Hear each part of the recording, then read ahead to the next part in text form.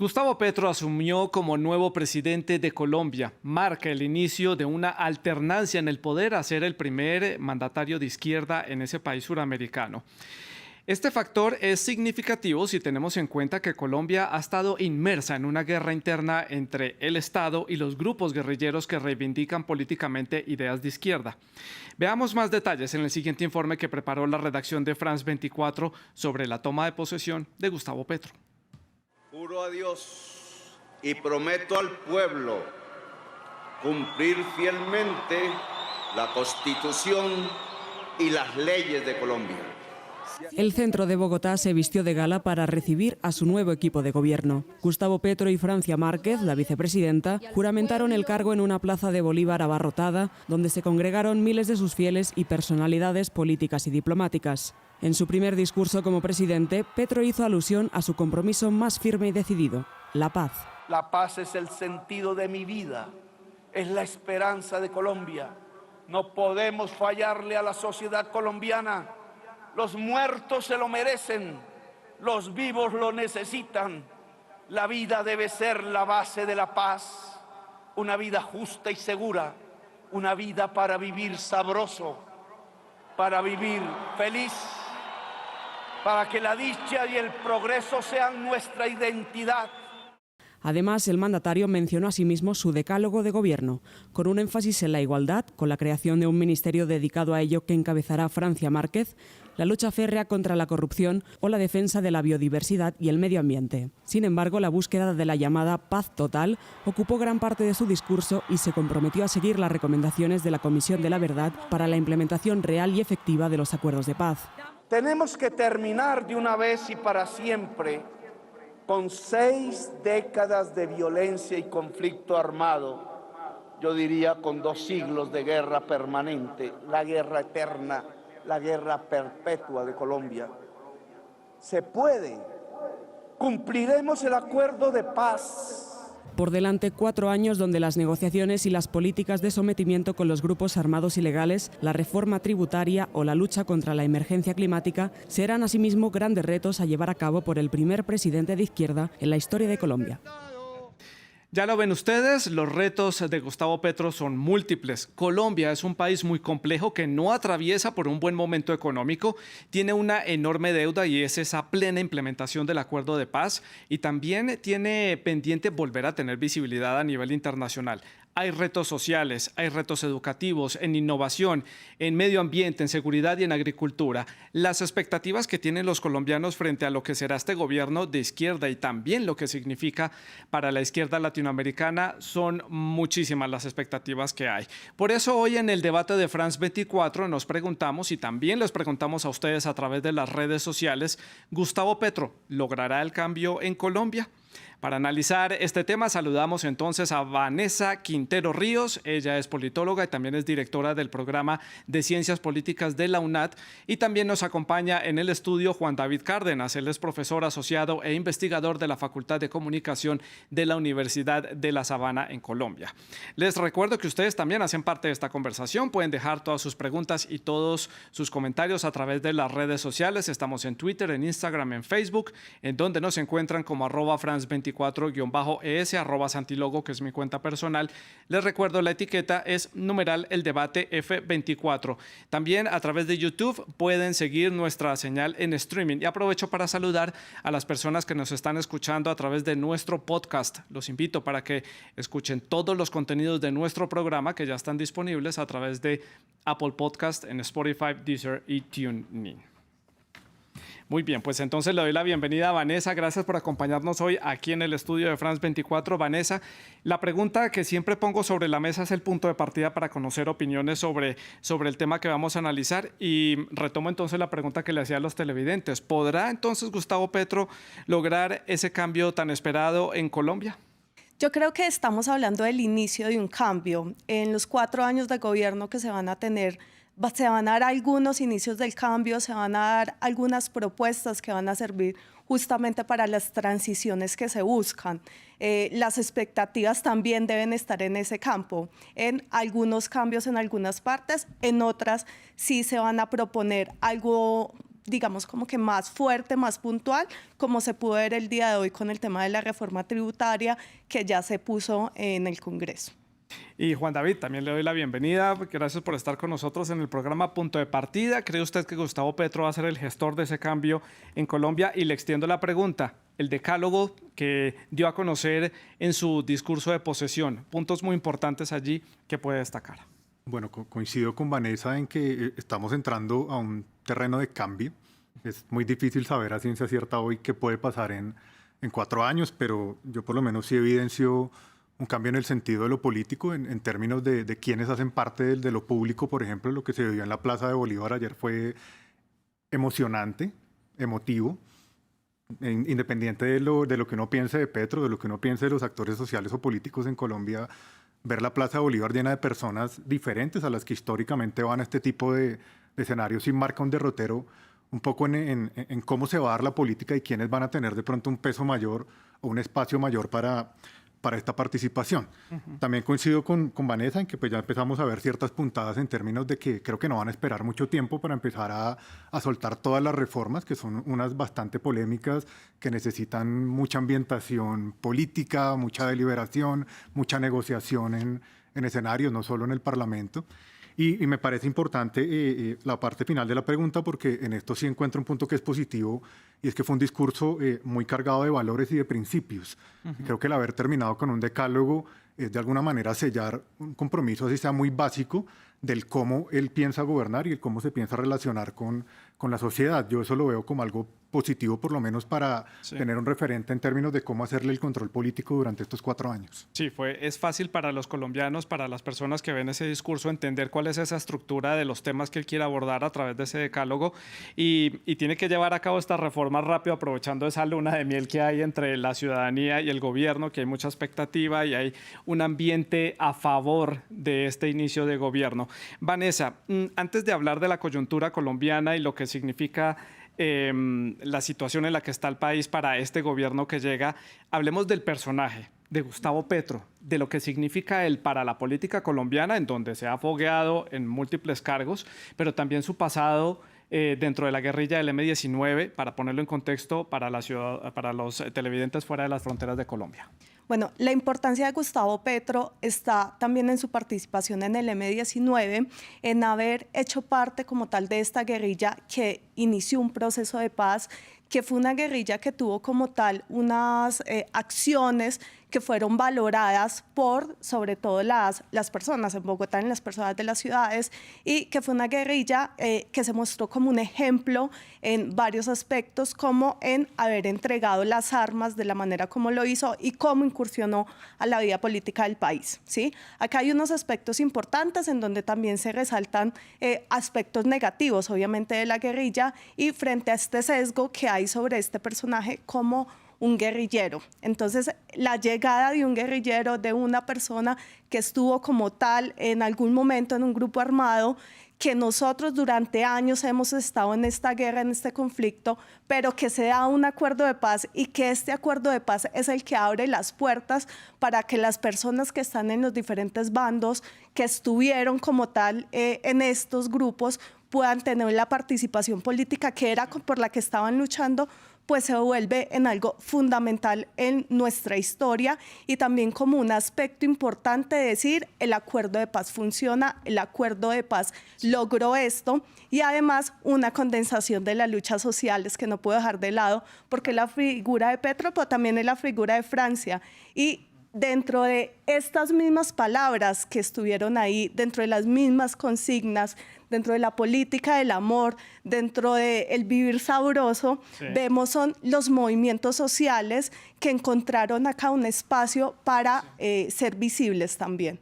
Juan David, algo que añadir y le pregunto también por la experiencia política que tiene Gustavo Petro, a diferencia del saliente o ya hoy expresidente Duque, es una figura muy fogueada en diferentes escenarios, conoce a la perfección el funcionamiento del Estado, no va a estar en un año de aprendizaje como titulaban algunos medios colombianos en su momento cuando llegó Duque al poder y fuera de eso es una figura también internacionalmente conocida en algunos sectores políticos por países vecinos y en diferentes sectores a nivel mundial. Claro, es bien importante reconocer la trayectoria de Gustavo Petro con su experiencia en el legislativo de mucho tiempo, su experiencia bastante agridulce en el Ejecutivo en Bogotá, de la que Sí. estoy seguro ha aprendido mucho y por eso vemos hoy un político mucho más pragmático, ideológicamente mucho más estratégico. Los nombramientos de los ministros son claramente un ajedrez, en algunos casos, en otros parecen no tener un sentido, un criterio como muy establecido, pero sí es importante reconocer en él un político, creo yo, de un perfil distinto y con una trayectoria y un carácter histórico diferente. Como lo mencionaba Vanessa, creo que él condensa también una historia de lucha y una especie de ejemplo de reivindicación de una transición a la democracia, porque es casi que el ejemplo contrario a todos los discursos que dicen que la guerrilla se toma el poder, que la toma violenta. Él y su movimiento dieron el paso contrario, que fue volver a la democracia, durante más de 30 años tratar de llegar al poder, y logró construir una historia política que lo lleva hoy en día, como también pues valoro lo que dice Vanessa, a poder rescatar esas expresiones que históricamente habían estado como detrás de esa matriz de opinión de la exclusión y que hoy en día ven con bastante júbilo y con bastante entusiasmo una persona que por primera vez lo representa. Y creo yo que hoy muchos colombianos se despertaron diciendo como por primera vez gané una elección, por primera vez me veo representado. Sí. Y creo que eso es positivo y es importante. Y lo segundo que me llama la atención también un poco ya como de la puesta en escena y todo lo que ocurre ayer es cómo Petro puede surgir también como un líder regional que pueda llegar de alguna manera a rescatar distintas iniciativas de integración que están naufragando por falta de liderazgo y por falta de consenso. Ayer estuvieron sentados el presidente de Ecuador, que es de derecha, el presidente de Chile, que es de izquierda, el rey de España, que ni siquiera hace parte como del ámbito político, y creo que todos ven en él una figura que seguramente despertará sus reservas, pero también tiene el potencial político y diplomático para volver a construir por lo menos un punto de partida para la integración regional. Ese tema del liderazgo de Colombia a nivel internacional y del liderazgo de Petro a nivel regional lo voy a tocar más adelante. Quiero preguntarle, Juan David, para hacer la ronda a la inversa a Vanessa, ya le doy la palabra, sobre lo importante de esta llegada de Petro al poder en cuanto a la desmitificación de la izquierda en Colombia, que siempre se vio como una izquierda de lucha armada, de guerrilleros en las selvas luchando contra el Estado. Ahora tenemos en Colombia un ejecutivo que viene también de esas filas. Ya explicaban ustedes el pasado que tiene el presidente Petro. ¿Qué significa esto para la historia política y la construcción democrática de Colombia? Pues para la historia política del país creo yo que es un punto de inflexión. Es bastante importante y considerable que por primera vez la izquierda llegue al poder en Colombia y sobre todo empiece también a tener ese tránsito que implica y seguramente va a tener muchos obstáculos, muchas caídas y muchos problemas de insertarse en las lógicas de la burocracia estatal, de la toma de decisiones, de los procesos de políticas públicas, porque una cosa es estar del lado de quien demanda, del lado de quien reclama, del lado de quien protesta y exige todo el tiempo, y otra cosa es estar ya en una situación, como usted lo mencionaba al inicio, con una deuda pública enorme, coloquialmente con una olla raspada y con una situación internacional que es bastante compleja, no solo para Colombia, sino para todos los países del mundo en términos del desabastecimiento alimenticio, la escasez de recursos naturales. La inflación. Entonces, creo que históricamente es muy importante que llegue, pero también coincide con un momento muy complicado y seguramente va a tener muchos problemas que veremos cómo va a lograr solventar.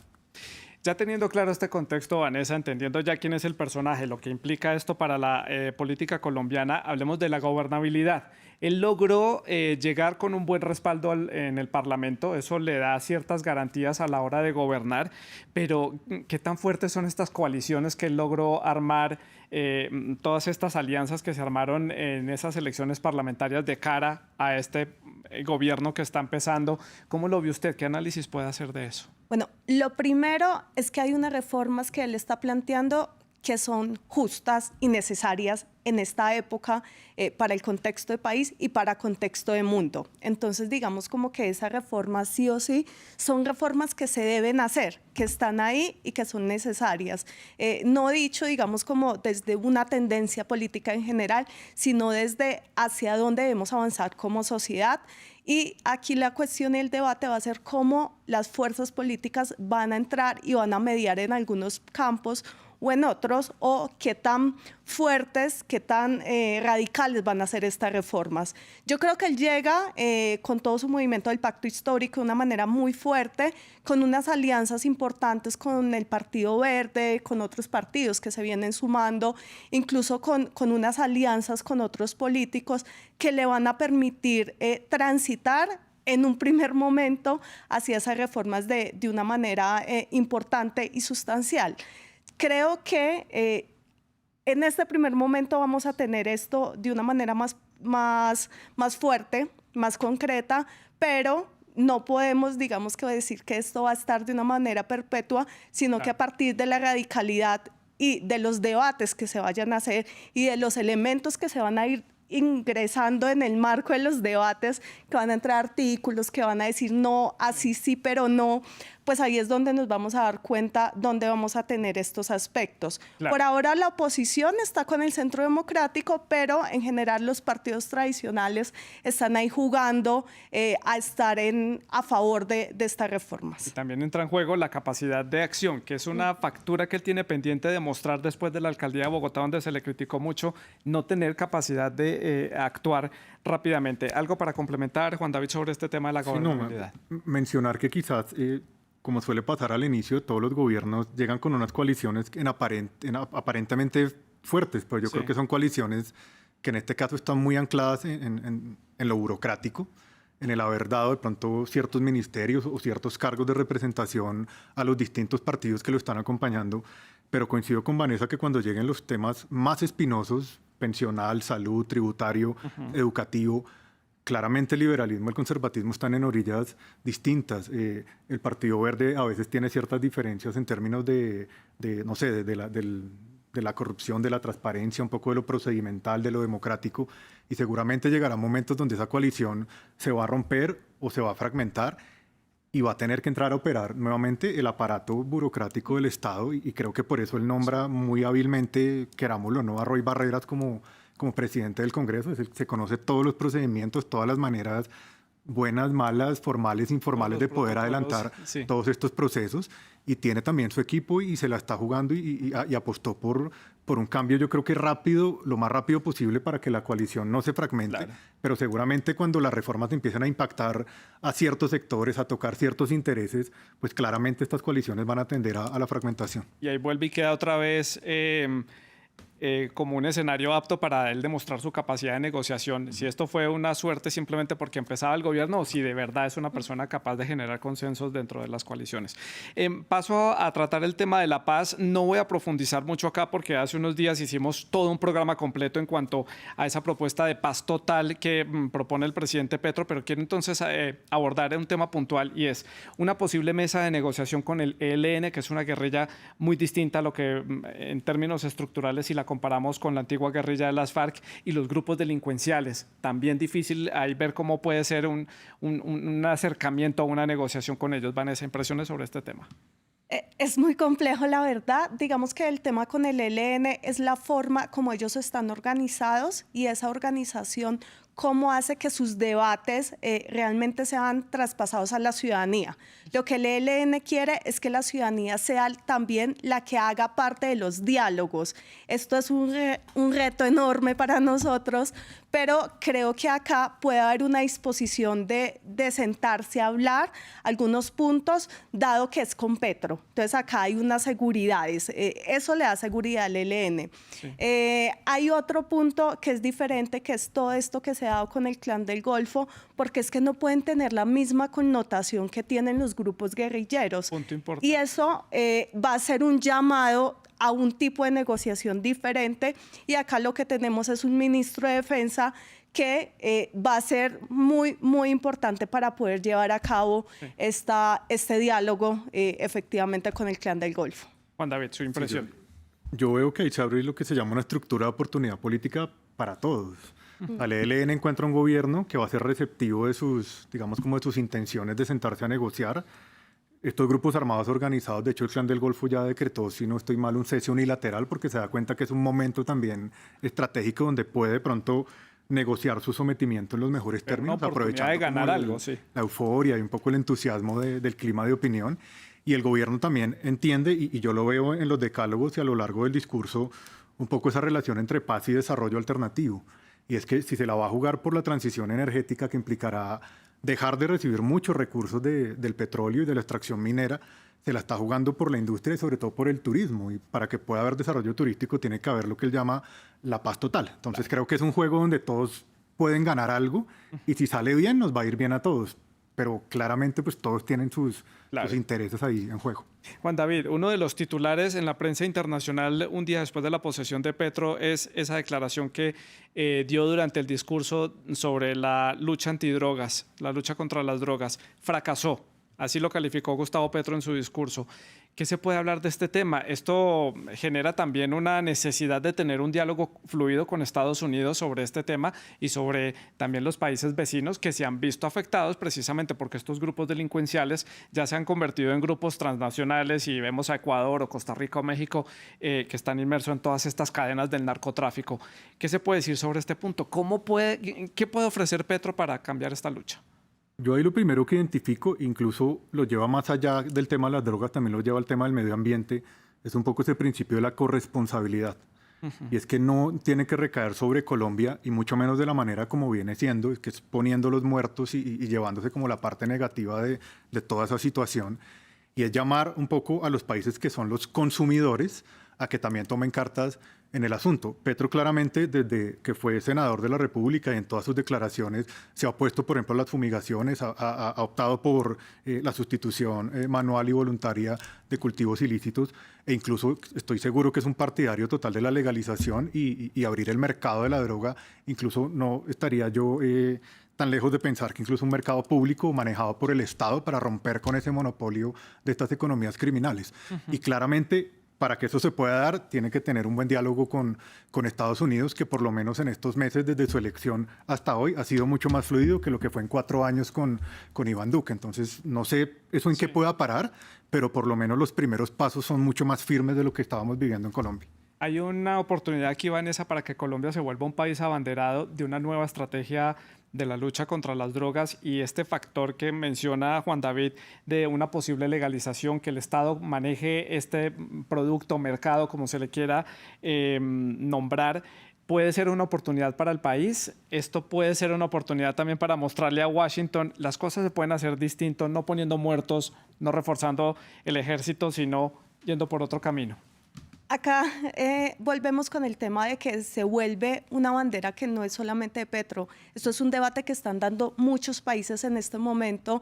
Incluso hay muchos estados, sobre todo europeos, que ya han pasado como por pensarse el tema de la droga desde lo preventivo. No solamente es el tema de los cultivos, es el tema de cómo nosotros estamos generando procesos de prevención y cómo a partir de esto incluso podemos llevar a las personas a la rehabilitación o incluso, recuerdo el tema de las jeringas, ahora que me acuerdo, sí, cómo hacer que el tema de las drogas en su prevención también de otras enfermedades, como podía ser el VIH. Yo creo que Colombia acá puede ser un abanderado porque hemos sido grandes golpeados de toda esta lucha contra las drogas. También en América Latina tendríamos una forma de unidos, que también es un llamado a la unidad, de como América Latina lograr estar en el centro del debate, el problema que tiene México también con esto, Bolivia también acá tiene un debate muy fuerte. Entonces creo que desde América Latina podemos abanderarnos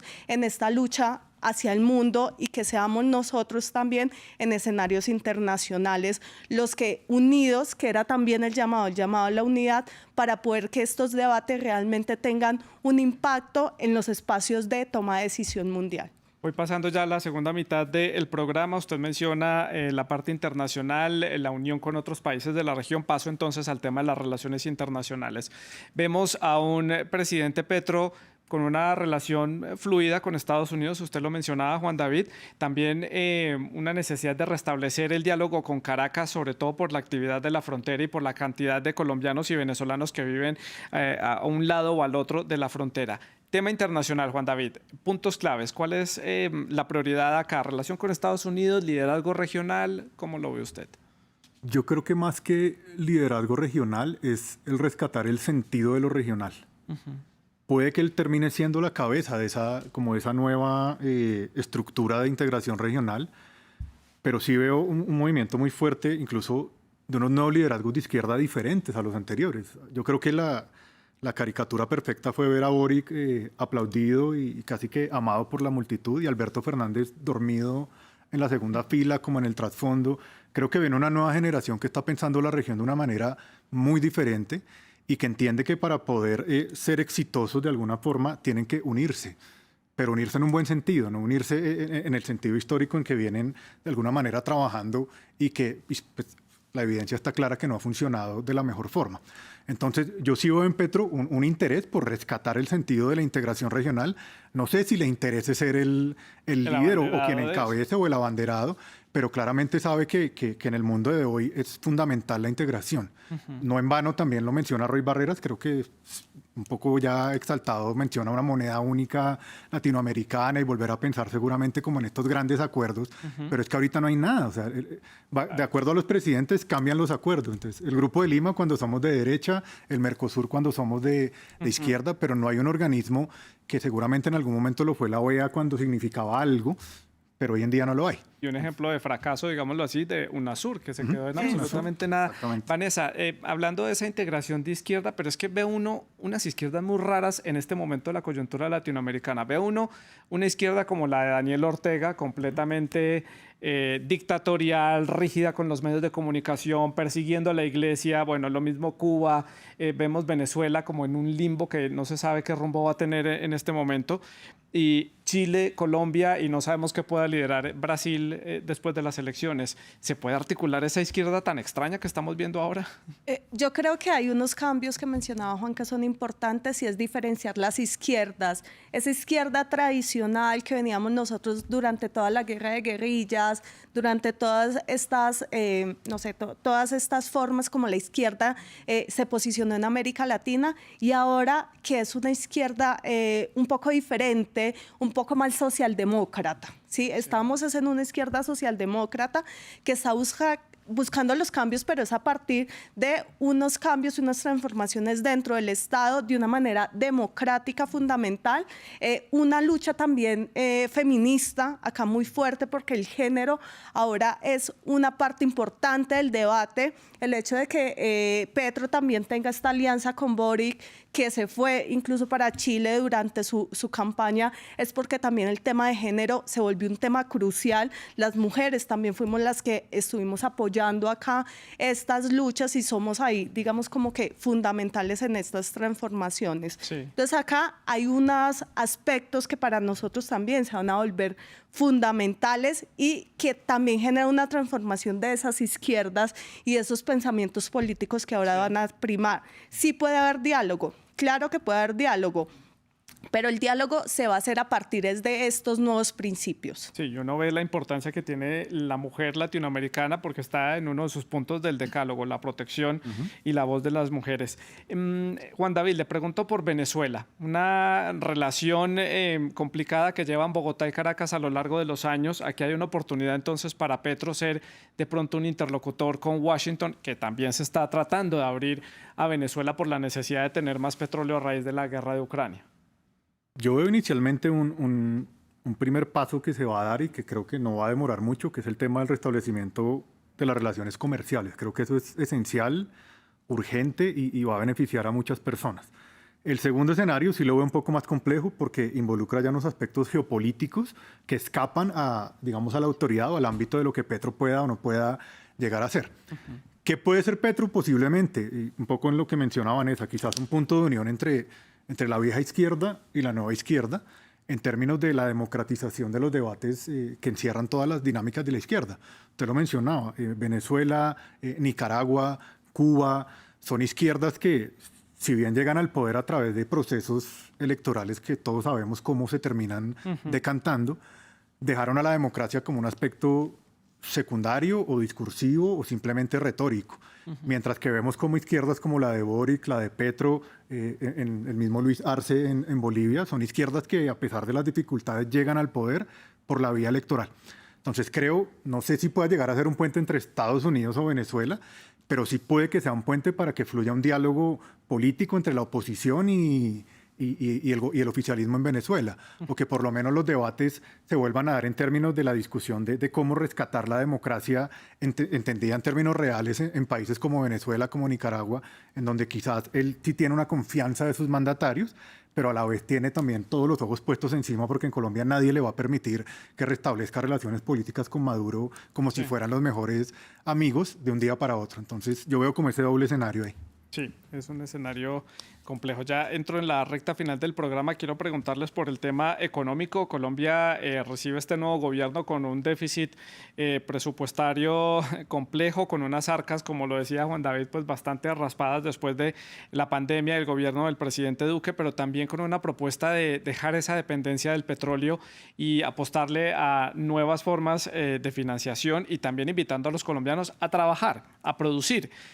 Escenario económico para esta recta final del programa, Vanessa. Muchos retos, hay mucha informalidad en Colombia, zonas poco desarrolladas en términos industriales o zonas demasiado desarrolladas en términos industriales. Yo creo que la figura de nuestro ministro de Hacienda es fundamental. Una persona preparada, una persona reconocida no solamente en el ámbito académico, sino que un economista reconocido y que tiene, digamos, como que todos los elementos para que una reforma tributaria realmente tenga la capacidad de impactar positivamente en los impuestos, ¿sí? En esos impuestos que hay que conseguir. Creo que acá hay un punto muy positivo en ese aspecto. Hay que recordar que también el tema de las energías limpias, él lo llama es a una transición. No es algo que se va a hacer en estos 4 años, son procesos de transición. Las exploraciones que en estos momentos están van a continuar, todos los procesos y todos los contratos que están van a continuar. Entonces vamos a tener ahí unos partes de tranquilidad y también vamos a tener con esta reforma tributaria un aumento a los impuestos justamente para el petróleo, para el oro, que nos van a dar, digamos que acá unos recursos importantes para esa justicia social que llama Petro. Entonces acá hay unos aspectos fundamentales e importantes, y también que la reforma tributaria que en estos momentos se va a llevar a cabo pues no va a golpear a los más pobres, que incluso fue el tema de las protestas que tuvimos, sino que efectivamente va por un porcentaje de la población que tiene los recursos para pagarlas.